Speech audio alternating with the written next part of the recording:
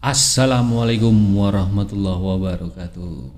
Ketemu lagi di channel Oji Story ya, teman-teman. Setelah sekian lama kita tidak melakukan live streaming, kali ini kita tidak live streaming ya.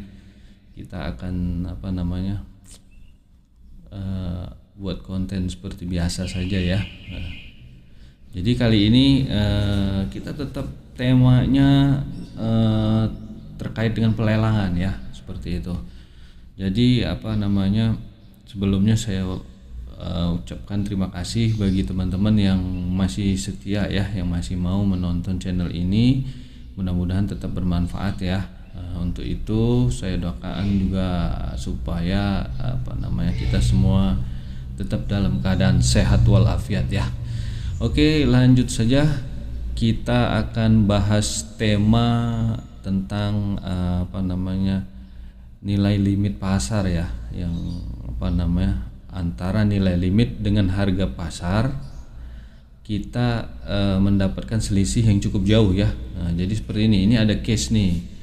Contohnya si Bapak S ya, kita sebut Bapak S ini adalah sebagai penjamin ya. Jadi ini ceritanya seperti ini. Bapak S ini punya kakak nih. Kakaknya ini punya perusahaan atau punya usaha, dan ini dilakukan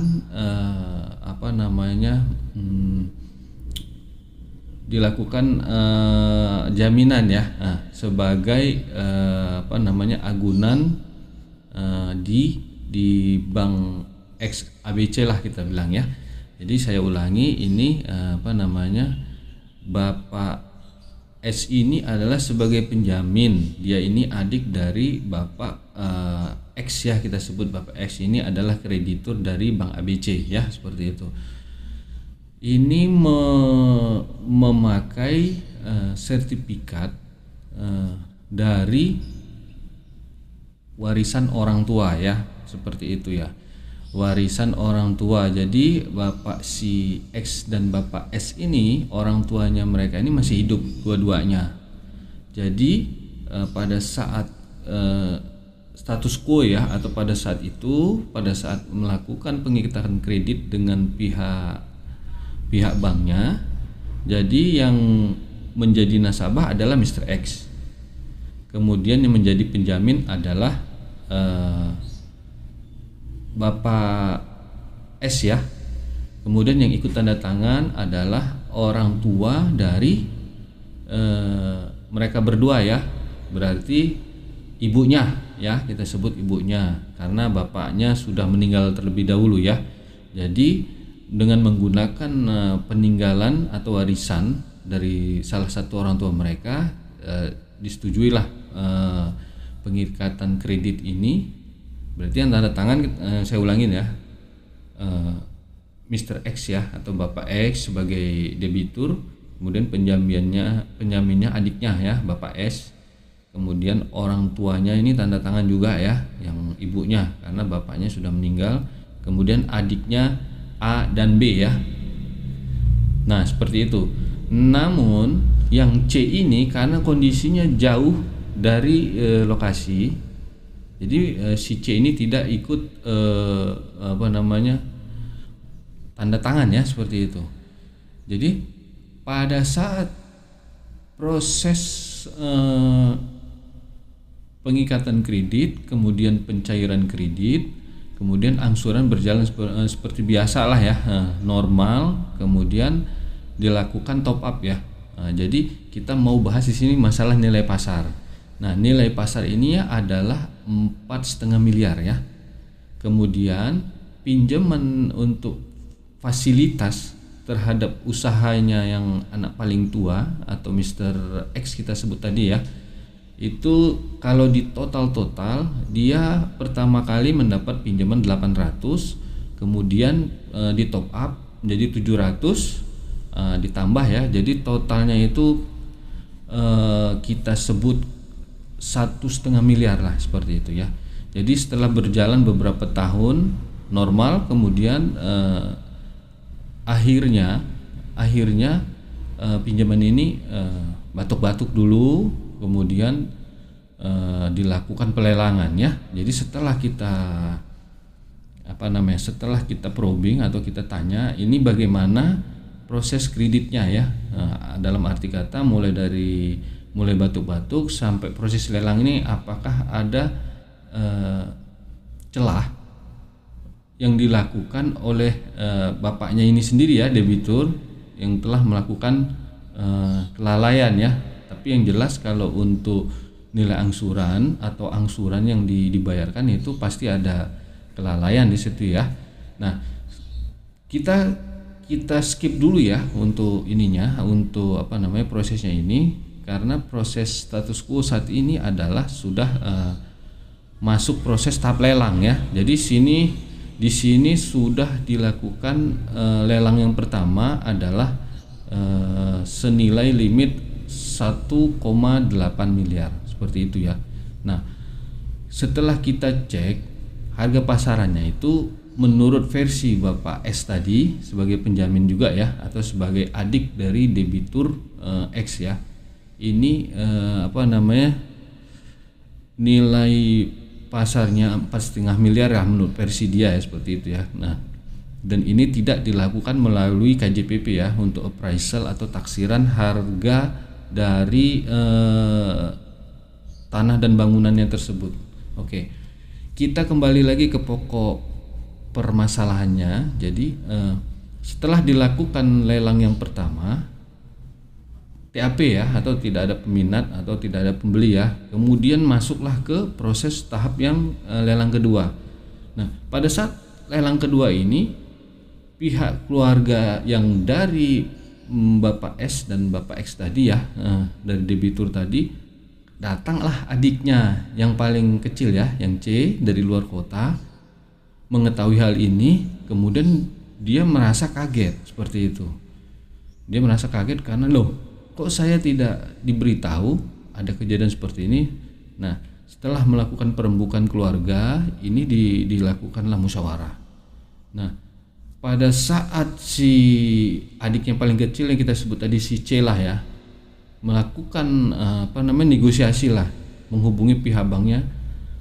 Pihak banknya ini tidak memberikan respon, dalam arti kata tidak memberikan respon yang memuaskan lah, dalam arti kata bukan berarti melunaskan, enggak juga. Jadi kita mau minta mediasi dan itu tidak disetujui lah, intinya tidak disetujui. Maka si C ini melakukan upaya hukum. Nah, jadi pada saat proses sebelum proses lelang yang kedua, si C ini melakukan gugatan. Nah, yang digugatnya ini adalah keluarganya sendiri. Seperti itu ya, keluarganya sendiri yang dijadikan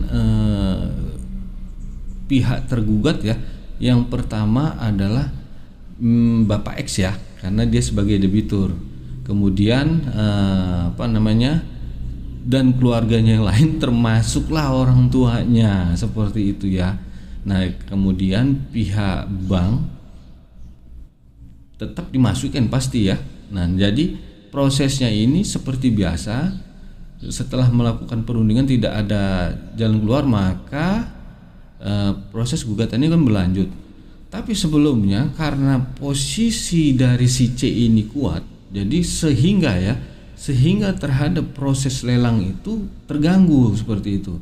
Dan dia ini akibat dari upaya hukum dari si C ini yang mendaftarkan gugatan perbuatan melawan hukum terkait seluruh rangkaian ya, terkait seluruh rangkaian yang ada dalam proses kredit hingga pelelangan tersebut, mengakibatkan proses dari lelang yang kedua ini terhambat seperti itu.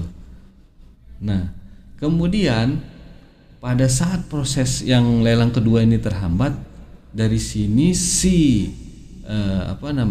pihak si C tadi ini melakukan perhitungan ya. Setelah melakukan perhitungan, dapatlah angka seperti itu ya. Setelah dapat angka, melakukan negosiasi kepada pihak bank ya, seperti itu.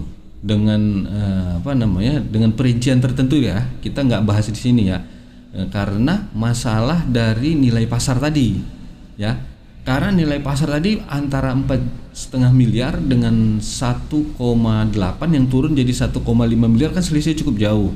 Nah seperti itu ya. Sementara nilai dari outstanding ya, atau nilai pokok plus bunga plus dendanya itu tetap masih jauh ya. Jadi sehingga ini sangat merugikan pihak debitur maupun pihak si C tadi ya, adik dari debitur yang tidak diikut sertakan terhadap proses ini.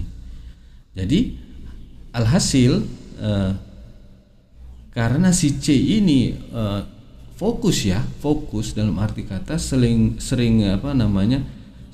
bernegosiasi atau sering berkoordinasi lah dengan pihak keluarga maupun concern ke pihak banknya, maka dilakukanlah negosiasi dan ditemukanlah angka untuk melakukan pelunasan. Jadi seperti ini ya, kita tidak boleh negatif thinking ya, atau berpikiran negatif kepada pihak bank ya, seperti itu ya. Pihak bank juga cuma satu poinnya, mereka itu hanya menerima pembayaran terhadap nilai utangnya, kredit yang diberikan kepada debitur, seperti itu.